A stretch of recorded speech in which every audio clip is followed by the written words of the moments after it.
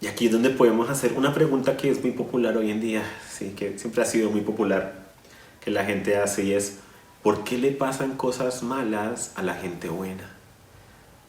¿Por qué murieron estos niños? ¿Por qué Jesús, o sea, sin pecado, tuvo que huir? O sea, aún el Hijo de Dios tuvo que huir a Egipto.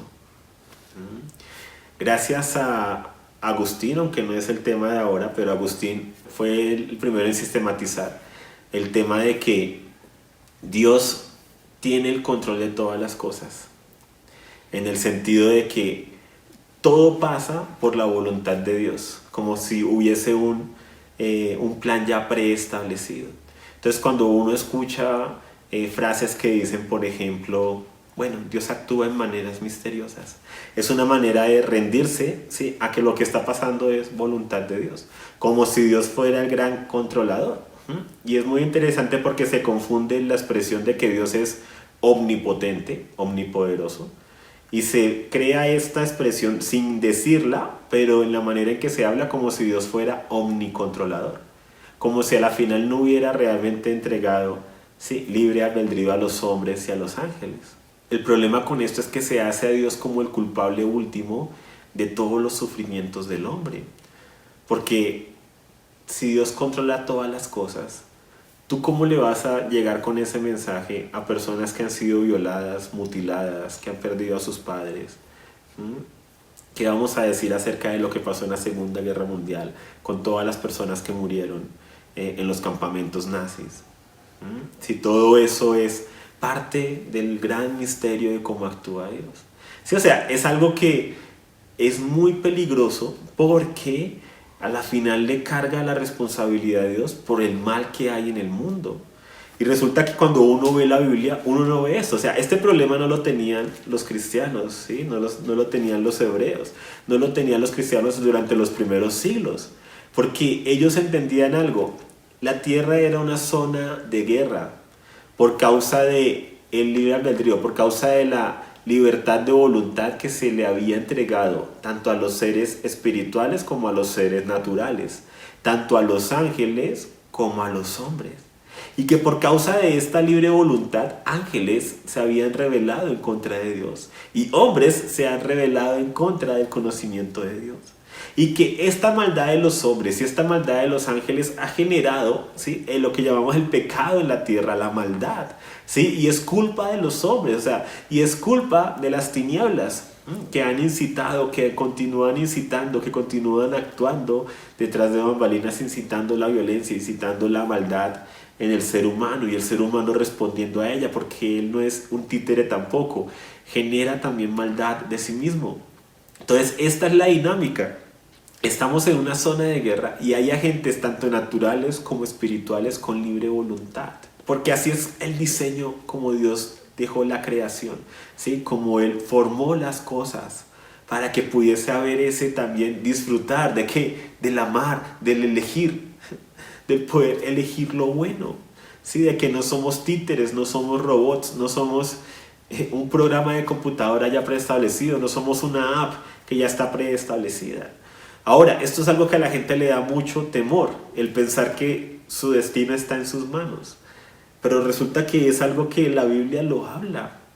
Desde Deuteronomio, cuando le dice al pueblo de Israel, he puesto delante de ti, ¿cierto? O sea, tú eliges, está un camino de bendición o un camino de maldición.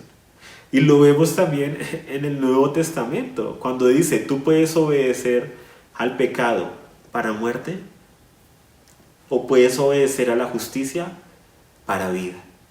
O sea, las obras de Dios no cambian, su camino no cambia, ¿sí? O sea, Él no cambia. Nosotros, sí, somos los que tenemos que tomar esas decisiones de elegir entre lo bueno o lo malo, entre elegir entre la vida o la muerte, porque ni siquiera es únicamente el bien y el mal, porque el bien y el mal con solo conocimiento es retornar al árbol del conocimiento del bien y del mal. Es elegir entre el árbol del conocimiento del bien y del mal y elegir entre la vida misma de Dios. Y por eso vemos aquí que aún Jesús tuvo que huir, porque habían aquí agentes tanto espirituales como naturales que buscaban destruirlo. Y esto es importante que lo tengamos claro, que estamos en una zona de guerra y que hay cosas malas que le suceden a la gente buena y que no son la voluntad perfecta de Dios. No es que Dios diseñó que le pasara eso malo a esa persona. Es parte de la maldad que debemos combatir, es parte de por qué nos debe aborrecer el pecado. O sea, nos debe aborrecer el pecado porque es en sobremanera pecaminoso, por lo que puede ocasionar. Nos debe aborrecer la maldad que hay en nosotros. Precisamente debemos reconocer, ¿sí?, que está ahí, y debemos reconocer que lo que nosotros vemos en otros, hasta qué punto puede llegar su maldad. Nosotros podríamos llegar allá si no fuera por la obra de Dios en nosotros, si no fuera por el conocimiento de Dios en nosotros, si no fuera por el Espíritu de Dios en nosotros. Y eso nos lleva a querer proclamar a más personas acerca de las buenas nuevas de Jesucristo, para que nazcan de nuevo, para que Dios venga a habitar en ellos, para que puedan seguir el camino de la justicia, para que pasen del reino de las tinieblas al reino de la luz. Y ese es el tema, lo que dice Jesús más adelante, ¿cierto? O sea, todo, y las escrituras, ¿sí? El mundo entero está bajo el poder del maligno. Y algunos a veces toman eso como una manera muy poética. Pero cuando vemos la realidad, cuando vemos las matanzas, las violaciones, cuando vemos una serie de maquinaciones tan terribles alrededor del mundo, de asesinatos, y no solamente de asesinatos y ya, sino de tanta sevicia a la hora de generar violencia, de generar dolor, incluso a veces en las relaciones, la manera en que podemos hablarnos, la manera en que las personas se pueden hablar, en que se hieren la una a la otra con sus palabras. O sea, muestra que hay una dinámica de maldad, y esa dinámica no es diseño de Dios, no es plan de Dios. Y eso es algo que nos tenemos que sacar de aquí, esa herencia, ¿sí?, de que Dios actúe en maneras misteriosas, porque entonces eso nos quita toda responsabilidad y nos quita todo poder para actuar. Entonces, ¿para qué hacemos nada? Dejemos que las cosas pasen. ¿Para qué nos levantamos en pos de la vida y de la verdad? De pronto eso es diseño de Dios, entonces no hagamos nada. Sí, o sea, eso no tiene sentido. Entonces, ¿para qué oramos? ¿Para qué intercedemos? ¿Para qué predicamos el Evangelio? ¿Sí? Dios actúa de manera misteriosa. Si esa persona se va a salvar, pues se salvará. Yo no tengo que predicarle. O sea, esa línea de pensamiento, ¿sí?, de que Dios actúa de manera misteriosa, así que Dios tiene el control a la final, es una manera de quitarle al hombre su responsabilidad.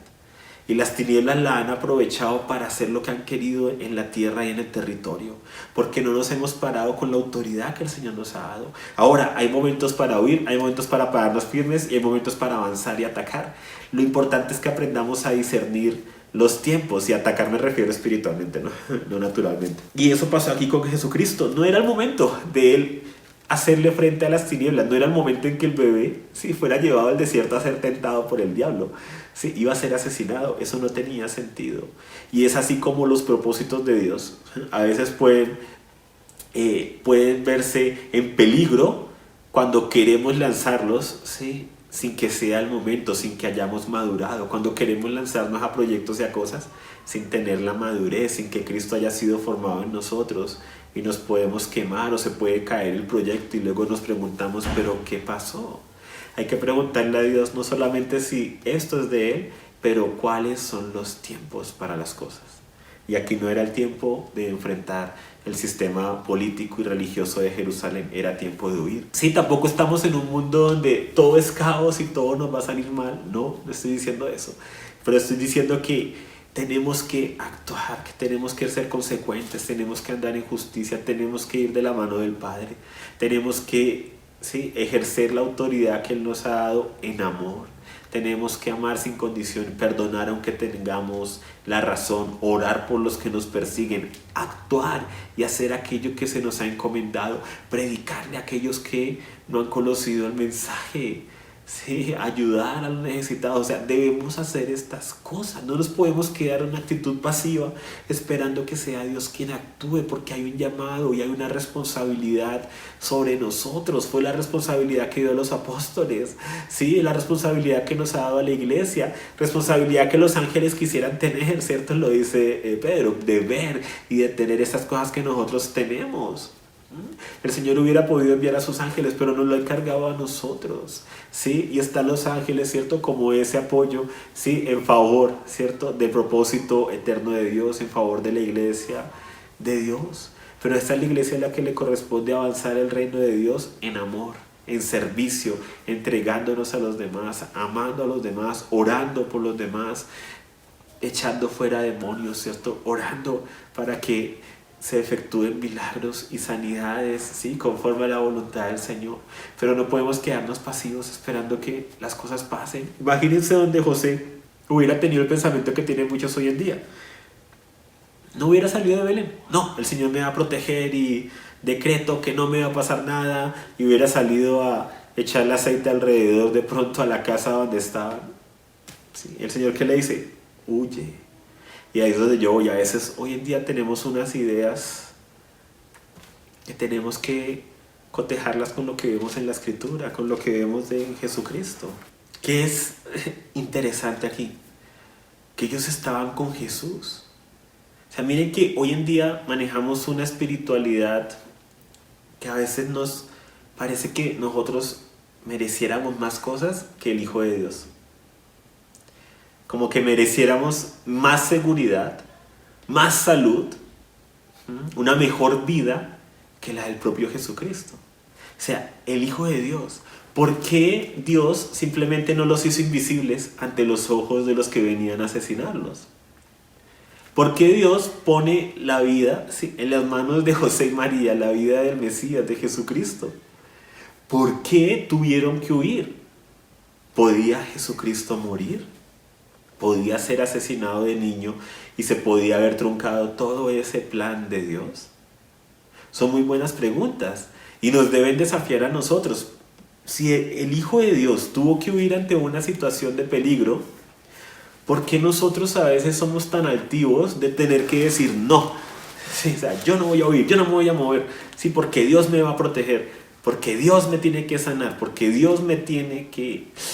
A veces hay tanta altivez en nuestro vocabulario, lo que digo, como que queremos que Dios actúe con nosotros por encima, más, como si fuéramos más importantes que Jesucristo. O sea, a mí lo que me parece interesante de esto es que ellos teniendo a Jesucristo, eso no les evitaba ser tribulados. Por el contrario, por causa de Jesucristo, ahora su vida estaba en peligro. Por causa de haber aceptado el encargo de Dios, ¿sí? De que se iba a formar el Hijo del Espíritu Santo, ¿cierto? En María, Jesucristo. Y José le iba a tomar como esposo y iba, ¿sí?, a ser el padre de esta familia, el protector de esta familia. Ahora sus vidas corrían peligro y la del bebé que les habían encargado. Y miren que el Señor los manda a huir. ¿Por qué no hace algo sobrenatural? ¿Por qué no destruye a los que vienen a matar al niño? ¿Por qué no hace esto? ¿Por qué no hace lo otro? Y a veces nosotros queremos que Dios actúe de maneras sobrenaturales cuando hay salidas naturales. Y Él no va a actuar por encima de lo que nos ha llamado a hacer. Él no va a actuar, ¿sí?, en aquello que nos ha encargado a nosotros como la responsabilidad. Y nosotros a veces nos creemos más que Jesús en la manera en que enfrentamos las cosas, ¿sí?, y en que utilizamos la fe para decir: a mí nada me puede pasar, y a mí no me va a pasar nada, y a mí no me va a tocar ninguna enfermedad, y a mí esto y lo otro. A veces hay mucha prepotencia en ciertos círculos cristianos, en ciertos seguidores de Cristo. Tenemos que preguntarnos, ¿sí?, hasta qué punto nosotros ¿sí?, estamos realmente actuando por revelación de Dios, como aquí José, por revelación de Dios huyó, por revelación de Dios regresó, o hasta qué punto actuamos según nuestros anhelos, lo que nosotros queremos que acontezca. Y cuando las personas estén siendo atacadas o hayan sido atacadas por algo, hayan perdido un familiar, hayan perdido a alguien, ¿sí?, cuando uno les dice que, sí, que es parte del plan de Dios y de la voluntad de Dios, muchas veces lo que les están diciendo es que Dios es el culpable, y eso no es así. Toca decirles que este es un mundo que está caído, por eso necesitamos a un Salvador, que la muerte no hace parte del plan de Dios, por eso Él vino a vencerla, porque por eso la esperanza de la resurrección, para deshacer las obras de Satanás, y que el pecado, la maldad del mundo, la maldad de los seres humanos y la muerte no son parte del gran diseño de Dios, y por eso Él envió a su Hijo Jesucristo a morir por esa maldad.